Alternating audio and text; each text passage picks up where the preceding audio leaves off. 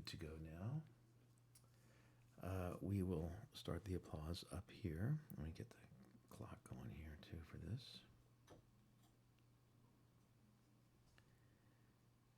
And I'll start there.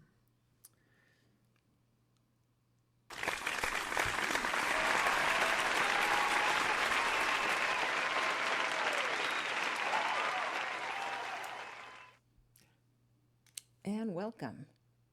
Welcome to our show. Welcome to Done Being Single. We are done being single. We are Robbie and Treva. We are done being single. And we are done being single. And it feels good. And it feels so good I wrote a book. That didn't take long to promote your book. I'm not, no. Not promoting it, we're saving that for another segment, another episode, okay? Oh, really? Yeah. Because we have other things to talk about. Then Not why- my book. We have some other people's books to talk about. Okay. Okay? But it's all in the same sort of realm, sort of same space. Our guest today, Good. okay? It's all about dating and love That and makes sense. great information, solid tips, strategies. You know, this is where you go to get your dating info. This is ground zero. This is look no further. We have it all. We sure hope so. Well, come on. You were single till you were how old? Till I wasn't. You were single till you were 56? God, I miss those days. No, you don't. I don't. You don't miss those I don't days. miss those days at all. No, you had enough of those days. I had enough You of those are days. done being I am single. so done. Say it. I am done being single. I am done being single. I'm not, for those of you not watching, I'm not twisting his arm. Okay. And I'm not pulling his teeth. Say it again. I am done being single. I am not done being single. Okay. Right. So, Yes. so yeah, you were single for 56 years. Yes. And have, Those were the best 56 years of my life. Okay. You have, I'm trying to get to a point here that you've got a lot of insight. I do? Yes. Okay. And why do you think we have this show? It's not just me, although it is all about me. It is all about me. It's all about you too. No, well, Yes. it's not. Well, come on. Come huh? on. Really? Just find that sound All effect. right, Find it. I Find find it. it. Okay, It's- I'll just keep I talking. can't- We have a you're gonna- perfect sound effect for this moment. I haven't Because found it yet. you should have your finger on that button every time I say it's all about me. It's not about you. All right, there you go. Anyway, the point I'm trying to make, people, okay, listeners, viewers, is that we have a combined 208 years of single experience under our belts. And we're smart. We're smart. We're smart. Okay? Yeah, and we bring smart people onto the show we do. to supplement Thank God our for smartness, right? Because we don't know it all. We know a lot, but we don't know it all. But Baby, you're the greatest. you're the greatest, baby. all right. So, okay. And you know what? We have a guest on who loves our sound effects. Oh, she's the one. Amongst many things we love about her, she loves our I'm sound happy effects. she does because, yes. Anyway, so what do you say? Should we bring her on? Do you have anything more to say about I being didn't have done anything being to single? add anyway. I am. Thoughts about being single, being done being single? I said I'm sorry, so shut up. Okay, that's going to come later, Okay. which usually happens after the show. Okay, when we get into the fight. Sometimes we get into the fight on air, and that's always fun. We have some good fights. We've had good fights. I go quiet. That's how you know we're in a fight. 'Cause you know what?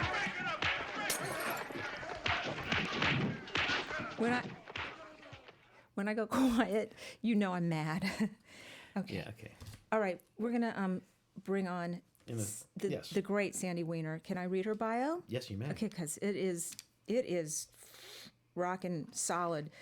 Sandy Weiner is the Chief Love Officer at Last First Date. She's an internationally known TEDx speaker, dating and relationship coach for women over 40, course creator, and retreat leader. She's also the author of Becoming a Woman of Value, How to Thrive in Life and Love, and Choice Points in Dating, Empowering Women to Make Healthier Decisions in Love, which I read and loved.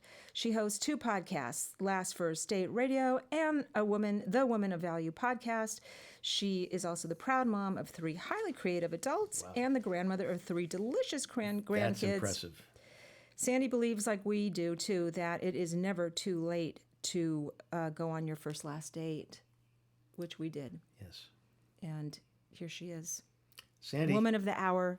Come. Returning champ. Beautiful. There she is. Sandy Weiner. Welcome back. We love you. This is, I think, your 3rd time back on the show. Who's counting? I don't know. Who's counting? 3 or 4? Okay. You're definitely a fan favorite. And can I just talk about your book a little bit? Because I read it, and it's fantastic, as I said, but I want to read a little bit more. Do you mind? Yeah, Okay. please. So many single women ask, where are all the great men? They wonder why they keep dating the same person with a different face. Healthy, lasting relationships don't just happen when the time is right or when you're not looking, as so many believe. They don't happen to the best looking, the smartest, the funniest, or the youngest people. And hold on, the most amazing relationships can happen at any age, any stage of life. It's all about the choices we make. From how we think about dating to who we choose to date, how we communicate about hard things, when to walk away from the wrong people, and how we find and commit to the right partners. I could not agree more. I do really believe it is a choice, and I have read that falling in love or being in love or love period is a choice, Yes, totally. right? I mean, we don't have guns to our heads forcing us to fall in love with that particular person or that bad guy or that wrong choice, right? We have some free will in this situation. We do, but a lot of people don't realize that they are at choice. They think, well, I'm always attracted to this type of person, or I can't help it. I was brought up this way, or my parents were dysfunctional. So, of course, my life is going to be dysfunctional and all my relationships will be. We have a lot of beliefs that are not true. And working with dating coaches like me or you could really help people to really have the mindset they need, which is always the first step. So, when you're working with a new client, because I actually have this challenge myself when talking to somebody for the first time, how do you very delicately and with some sensitivity suggest or bring it to their attention that maybe they've been making really bad choices and there's something deeper at play? So I say, it's not him, it's you. No, I don't say that. I ask them why they're coming to me and why now. And that question usually gets to the crux of the issue. They'll say things like, I don't understand, I keep repeating patterns, or I've tried everything. And then I start getting curious with them about what they have tried and who they have dated and why they think they're single today. And usually within 10 minutes, I can see some patterns emerging. And once you have information and knowledge is power. And so it's not to berate them, it's to help them to say, okay, here's what I see as the path to success for you. These are some areas that I would work on with you that maybe you haven't spoken up early enough. Maybe your picker is a little broken and you're picking the wrong people. So I think it's just getting some information and then being able to see the areas of improvement for somebody, and people are really receptive to that. That's interesting because I took a note while you were speaking, and I'm saying recognizing patterns of bad picking. And I think that once you have somebody acknowledge that, you point it out to them, they might have been a blind spot to them prior to that, and so they now realize, oh wait, this person, that is a bad pattern. Tell me more. How can I improve upon that picker? So, yeah, and look, I had no idea. I dated in the dark most of my life, just kind of stumbling around. And I know, Treva, in your book, you talk about the same thing. I think we just we think we're getting it right. We think we're moving towards the right person, but I know that the checklist in my head when I chose a husband was based on a broken heart It was based on poor information. It was based on safety. Like, I really thought this man would keep me safe, and that was number one for me. But safety alone is not enough, and actually it wasn't very safe. And so we don't know. We don't know who we are. We don't know what we want, what we need. And all of that can be taught. I agree. So the question is, or the challenge is, how do you get a client to trust you, to guide them to making better choices, and how do you bring it to their attention that there might be something, I don't want to say broken, or something is askew, something happened in their life or in their childhood, or in their attachment style that is right, that is kind of to blame for the choices that they make. So I ask you, because I'm sure you hear this a lot, that the heart wants what it wants.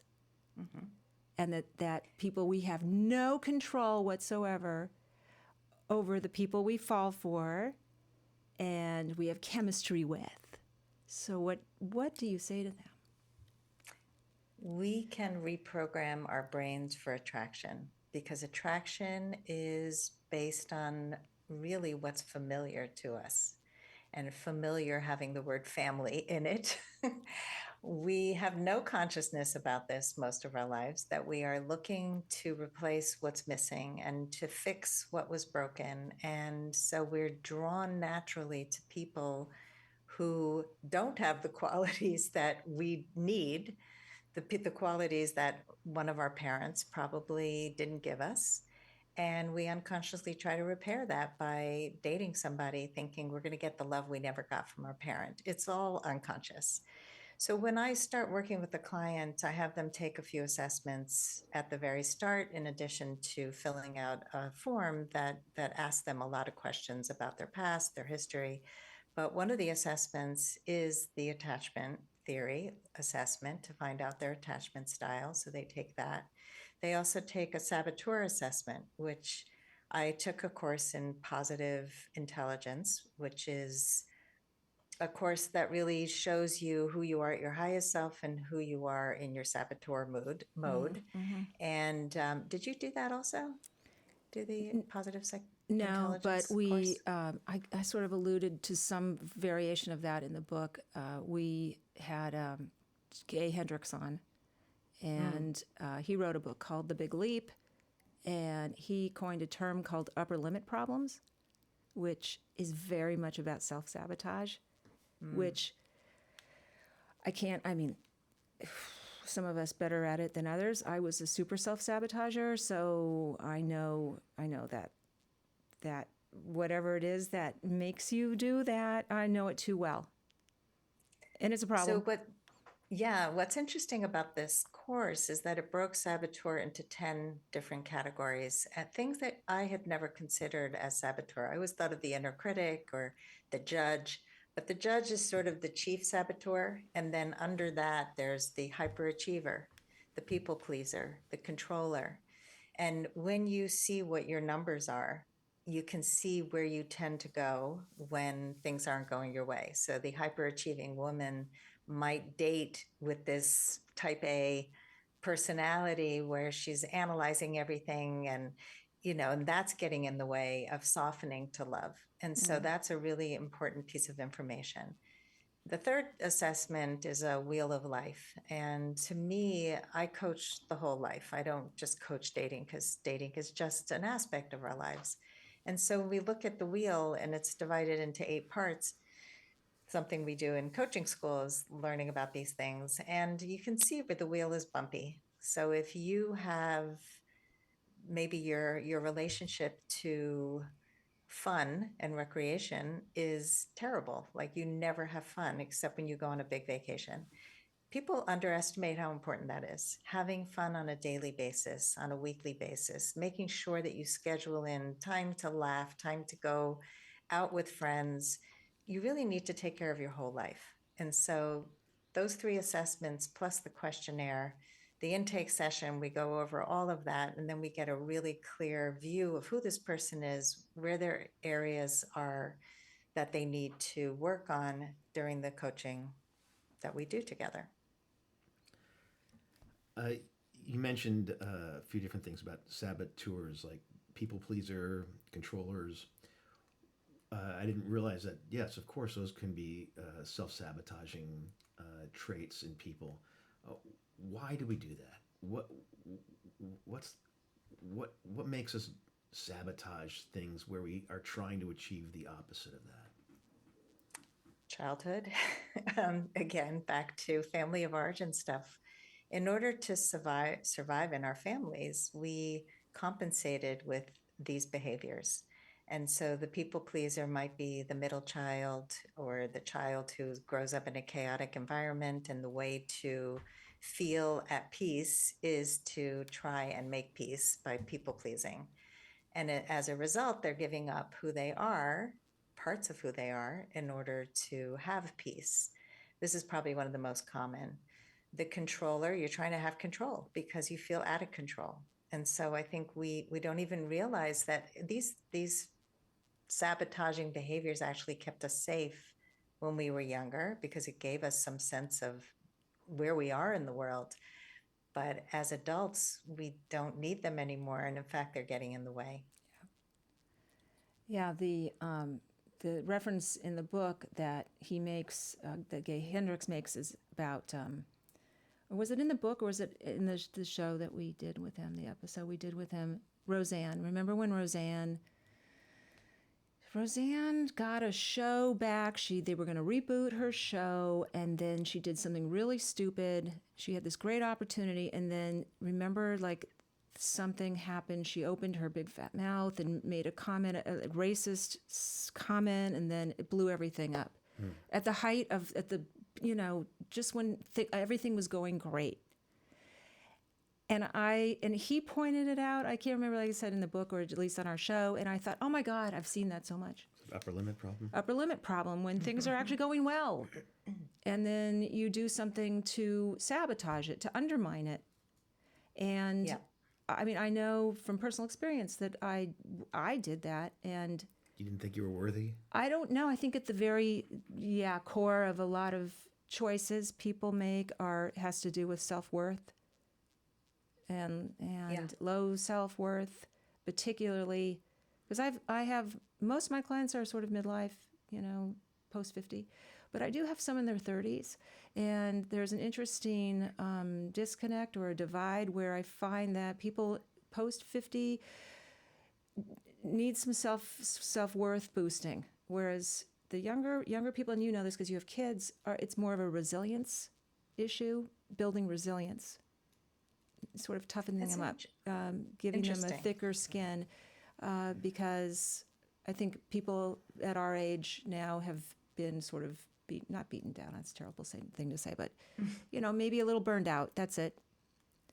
And go ahead. Yeah, no, it's interesting. I don't really work with people in their 30s, but I have kids in their 30s, and I have two daughters in their 30s. Well, one is in her 20s still. But what I'm seeing is in the dating world, in 20s and 30s, they are hooking up and hanging out and not defining relationships, and there's a lot of uncertainty. I see in my daughter, who's 28, a lot of, he's so confusing. What does he want? It's the same problems I see with 50-year-olds and 60-year-olds. It's being other focused instead of, what do I need? What do I want? And that's the message I keep trying to give her. Mm-hmm. So I see similar problems. I think it depends on the home you grew up in and the kind of work you've done in therapy. But all the inner work is just so crucial to having a better relationship with yourself, and then having relationships with others. Is there an element where somebody may think they're kind of, a little bit of a bullshitter, and since if no one else is going to call me out on my bullshit, I'm going to call myself out on it in a masked way that sabotages yourself? Does that make any sense?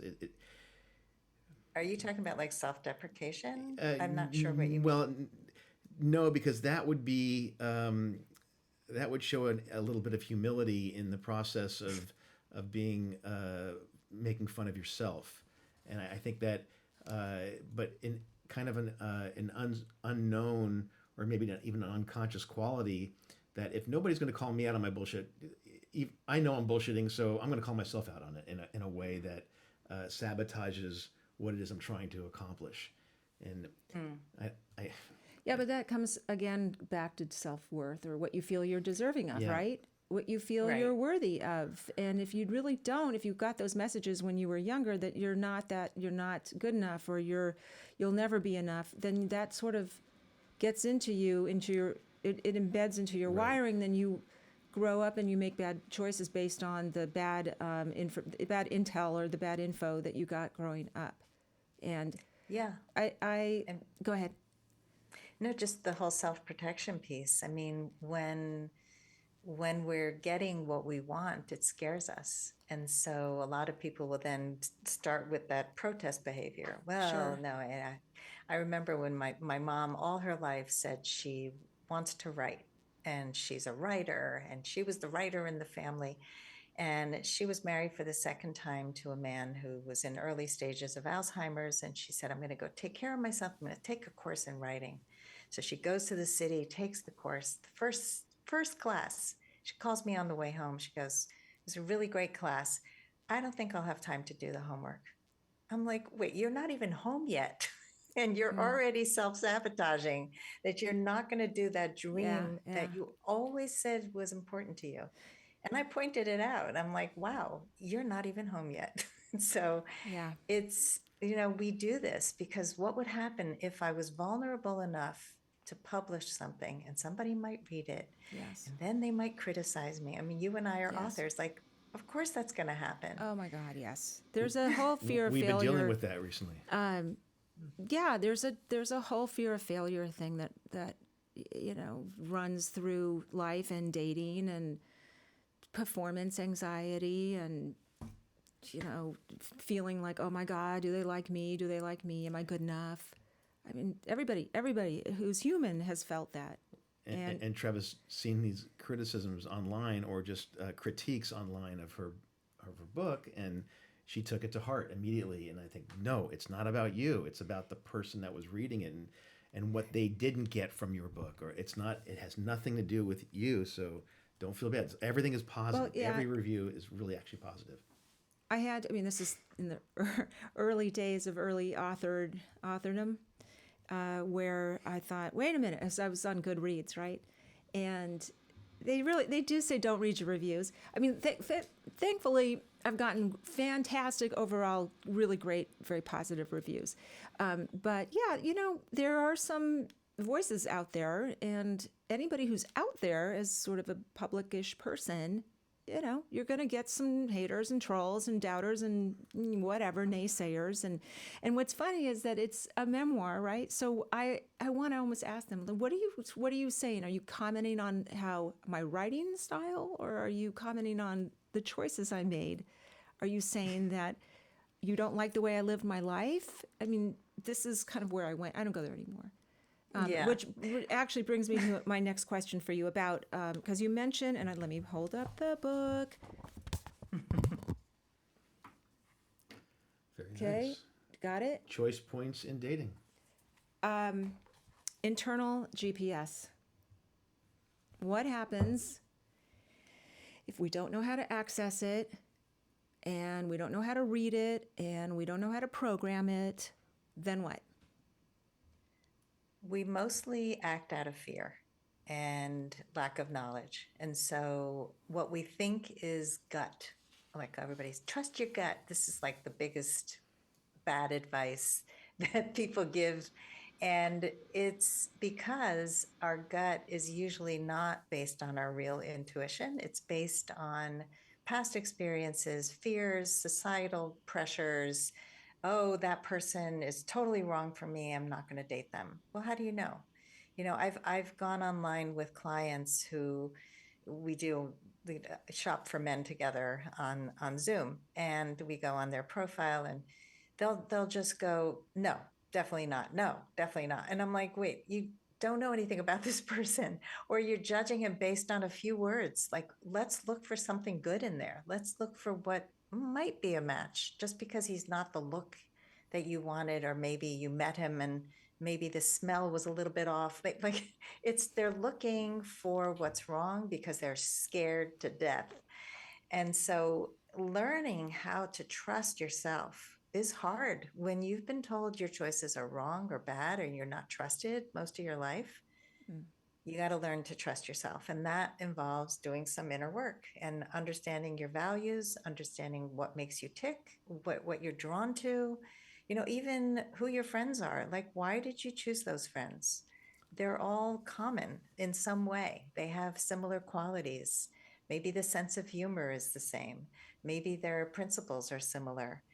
But we make these choices. We're not always conscious of why we're drawn to certain books, to certain movies, to all these things that we're drawn to.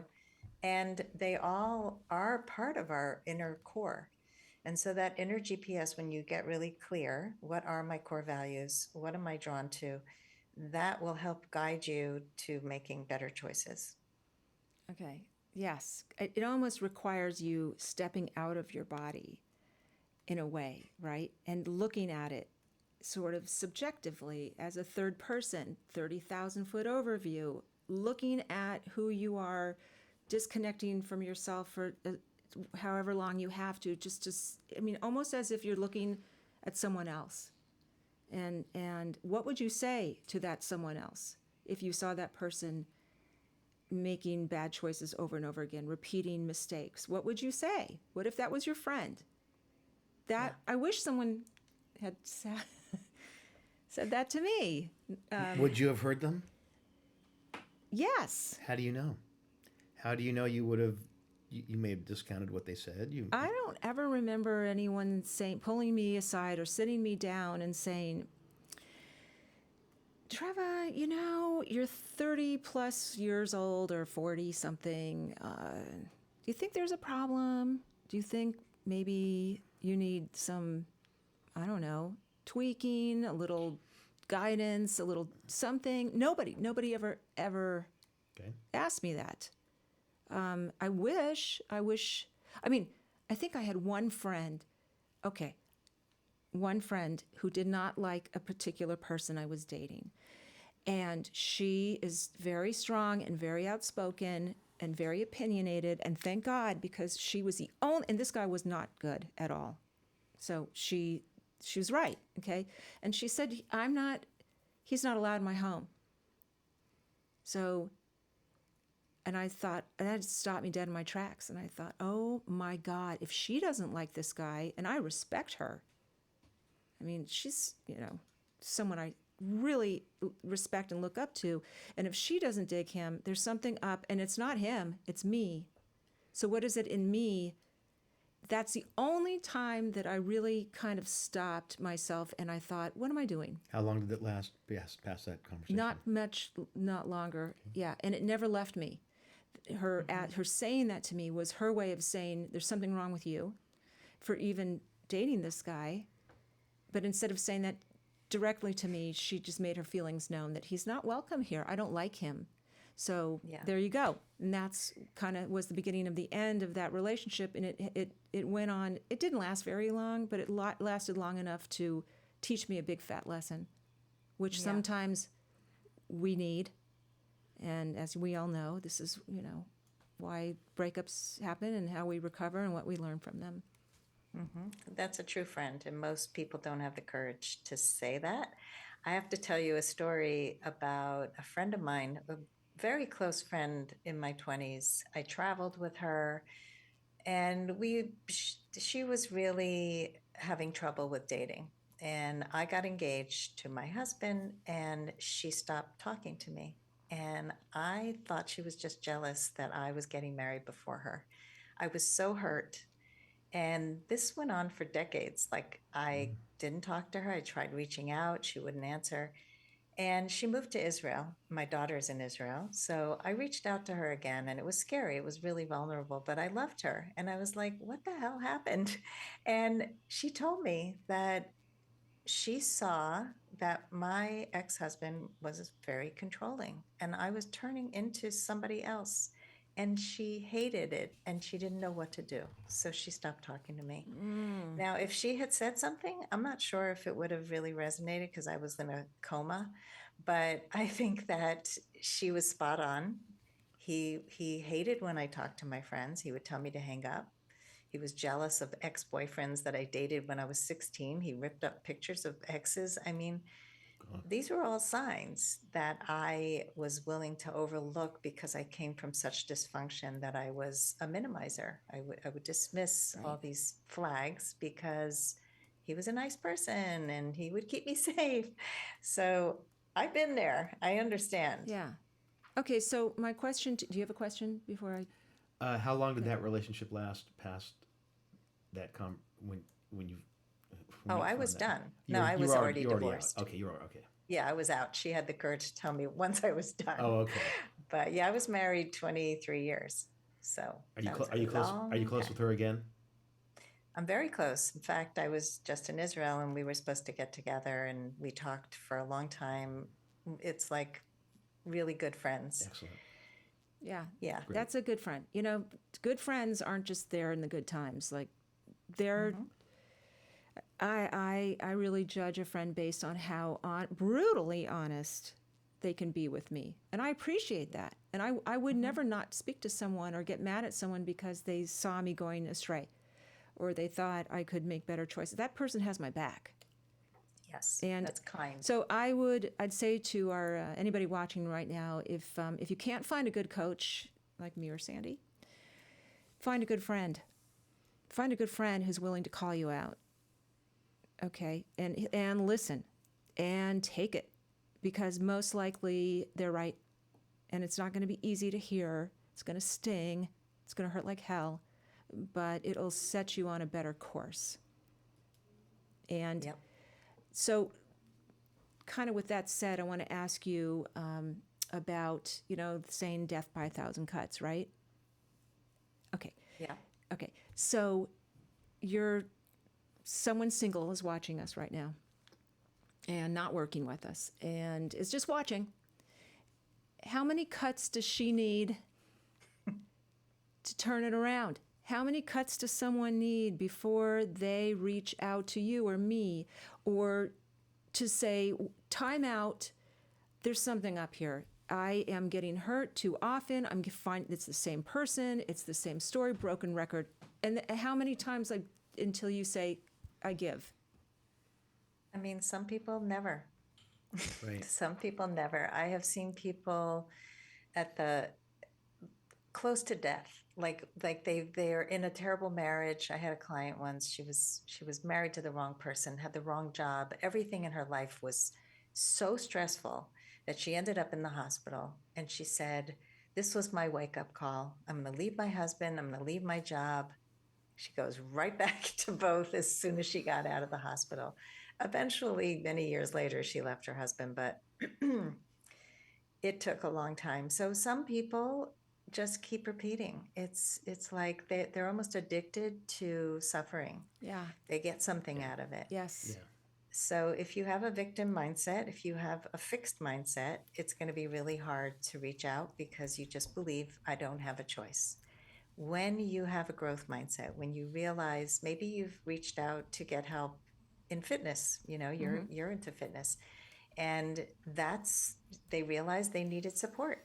Somebody who reached out and got nutritional support. I have clients who work with me on dating, but then they realize they need a new wardrobe. So they're willing to get help in all the areas. I need a photographer. I need a new wardrobe. I need to eat better. I have resources for them to help in every part of their lives, but they already are open to support. So you get the people who are just divorced or just widowed and want to get it right the first time after. Yeah. Or you get the people who just have been 10 years of this and they can't take it anymore. Got it. Okay. Well, you do have a choice. We all have choices. We all have free will. Okay, like I said at the beginning, no one's holding a gun to your head, forcing you to stay in pain and suffering in any area of your life.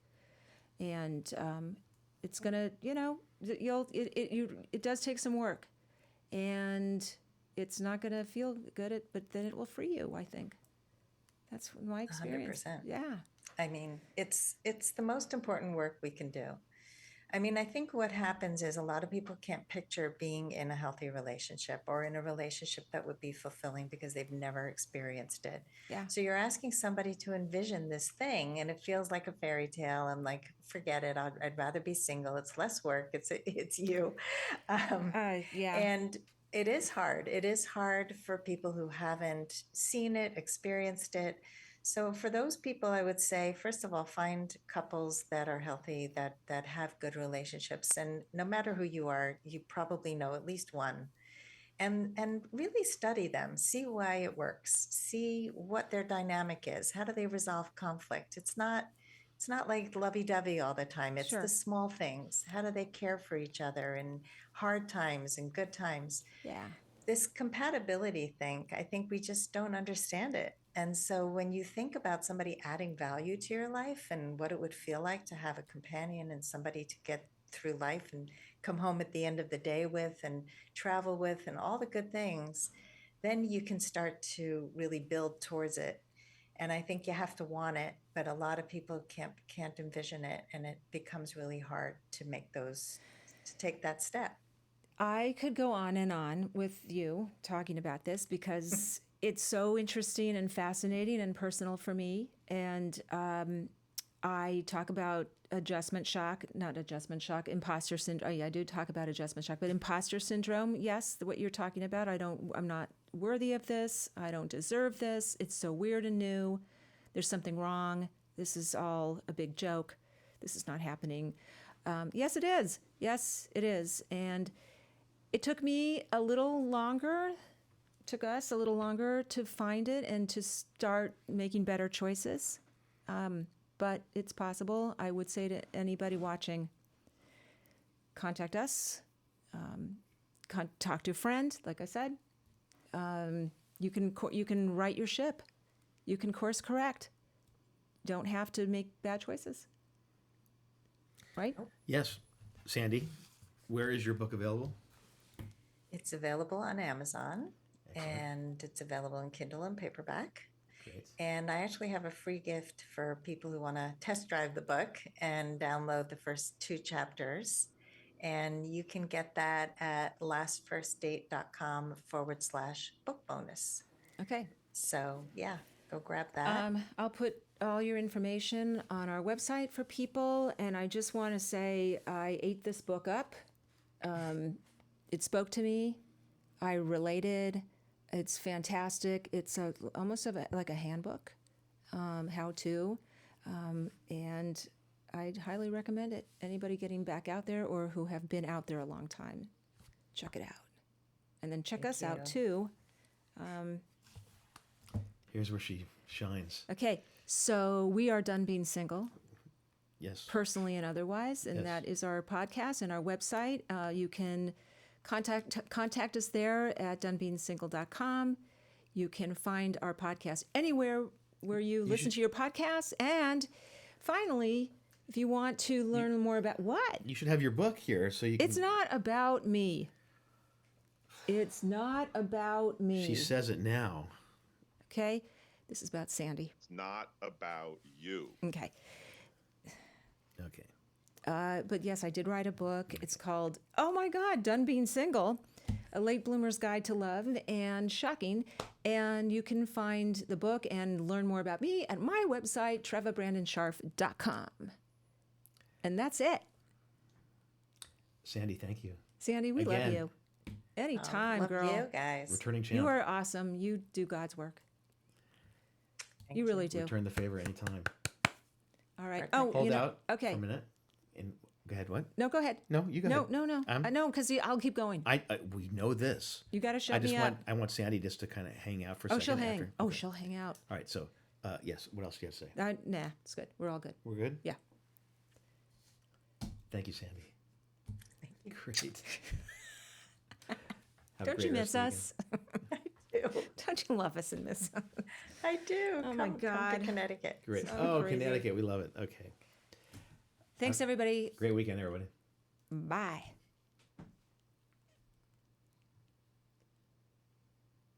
Okay, we're still recording, but we are ending.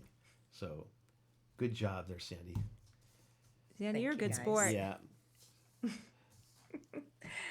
Last time I was on was with Silka. Why do I think you were on? You were on with Dr. Andre Berger, our friend Dr. Oh, Andre. that was at the beginning of the right, pandemic. right at the beginning. Remember that? You were on with a plastic surgeon. Beginning of the yes. Yeah. Why do I not remember this? Well, I do. Yeah, because we were all trying to figure out how to do this. How do we date? How do we do this during a pandemic? Oh, that's right. Yeah, I do remember that. yeah. You're very good. Yeah.